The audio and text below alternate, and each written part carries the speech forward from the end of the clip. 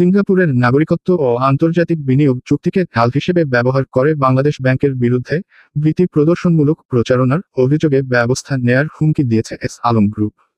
যুক্তরাজ্যভিত্তিক দৈনিক ফিনান্সিয়াল টাইমসের সাম্প্রতিক এক প্রতিবেদনে এমন তথ্য উঠে এসেছে। সম্প্রতি ফিনান্সিয়াল টাইমসকে দেয়া এক সাক্ষাৎকারে বাংলাদেশ ব্যাংকের governor doctor Ahsan H Mansur বলেন, সাইফুল আলম ও তার সহযোগীরা বাংলাদেশের বিভিন্ন ব্যাংক থেকে 1,20,000 কোটি টাকা বিদেশে পাচার করেছেন। গভর্নরের এমন বক্তব্যের পরিপ্রেক্ষিতে এস আলম পরিবারের পক্ষে বাংলাদেশ ব্যাংককে চিঠি পাঠিয়েছে আইনি প্রতিষ্ঠানের Quinn Emanuel Urquhart and Sullivan. ওই চিঠির একটি অনুলিপি ফাইন্যান্সিয়াল টাইমসের হাতে এসেছে।